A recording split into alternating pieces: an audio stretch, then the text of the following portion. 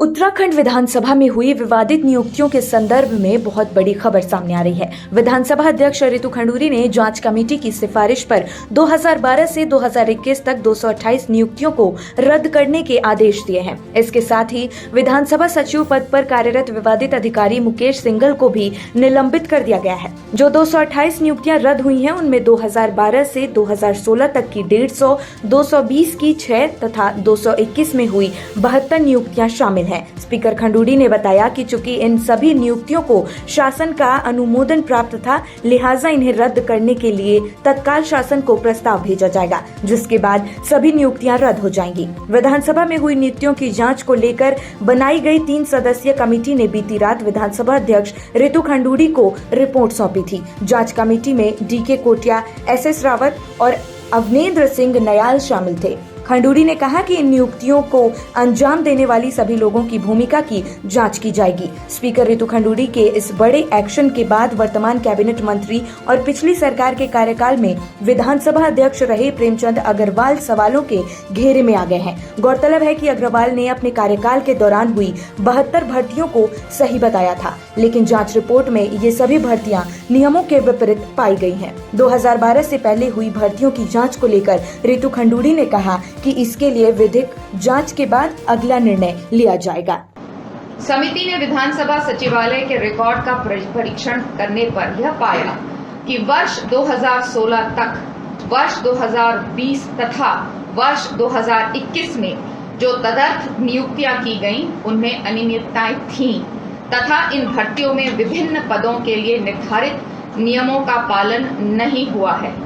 समिति ने विभिन्न न्यायालयों में द्वारा नियम विरुद्ध भर्तियों के संबंध में समय समय पर दिए गए आदेशों का हवाला देते हुए अपनी रिपोर्ट में यह सिफारिश की है कि निम्नलिखित कारणों से नियमों के विरुद्ध की गई इन तदर्थ नियुक्तियों को तत्काल प्रभाव से निरस्त कर दिया जाए। समिति ने वर्ष 2016 तक 150 तदर्थ नियुक्तियों, वर्ष 2020 में 6 तदर्थ नियुक्तियों तथा वर्ष 2021 में 72 तदर्थ नियुक्तियों की पहचान कर उन्हें निरस्त करने की सिफारिश की है। समिति ने इस संबंध में जो कारण बताए हैं वह इस प्रकार हैं। सेवा के विभिन्न पदों पर सीधी भर्ती के लिए निर्धारित चयन समिति का गठन नहीं किया गया। इस प्रकार यह तदर्थ नियुक्तियां चयन समिति के माध्यम से नहीं की गई हैं। तदर्थ नियुक्ति के जाने हेतु कोई विज्ञापन नहीं दिया गया और न ही कोई सार्वजनिक सूचना दी गई और न ही रोजगार कार्यालय से नाम मंगाए गए। तदर्थ नियुक्ति किए जाने हेतु इच्छुक अभ्यर्थियों से आवेदन पत्र नहीं मांगे गए, केवल व्यक्तिगत आवेदन पत्रों पर नियुक्ति प्रदान कर दी गई। तदर्थ नियुक्ति किए गए जाने हेतु कोई प्रतियोगिता एग्जाम परीक्षा आयोजित नहीं किए गए।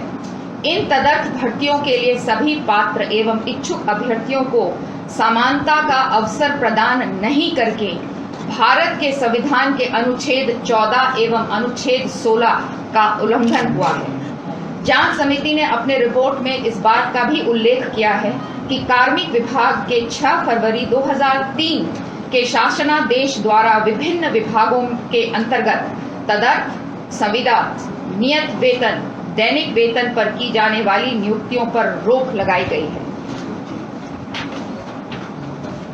उक्त 6 फरवरी 2003 के शासनादेश में व्यवस्था उपबंधित है कि श्रेणी ग तथा घ के किसी भी पद पर दैनिक वेतन, तदर्थ, संविदा, नियत वेतन पर नियुक्ति नहीं की जाएगी। इस प्रकार की नियुक्तियों पर पूर्ण रूप से प्रतिबंध रहेगा।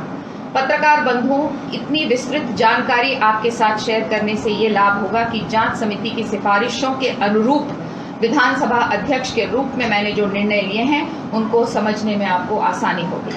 विधानसभा अध्यक्ष के रूप में जांच समिति की अनुशंसा को स्वीकार करते हुए वर्ष 2016 तक की 150 तदर्थ नियुक्तों को, वर्ष 2020 की 6 तदर्थ नियुक्तियों को तथा वर्ष 2021 की 72 तदर्थ नियुक्तियों को निरस्त करने का निर्णय लिया गया है। चूंकि इन तदर्थ नियुक्तियों को शासन का अनुमोदन प्राप्त है, अतः नियमानुसार इन तदर्थ नियुक्तियों का निरस्त करने के लिए शासन को अनुमोदन लेना आवश्यक होगा। इन नियम विरुद्ध तदर्थ नियुक्तियों को निरस्त करने के लिए अनुमोदन हेतु मैं शासन को तत्काल प्रस्ताव भेज रही हूँ। अनुमोदन प्राप्त होते ही नियम विरुद्ध तदर्थ नियुक्तियां तत्काल समाप्त कर दी जाएंगी।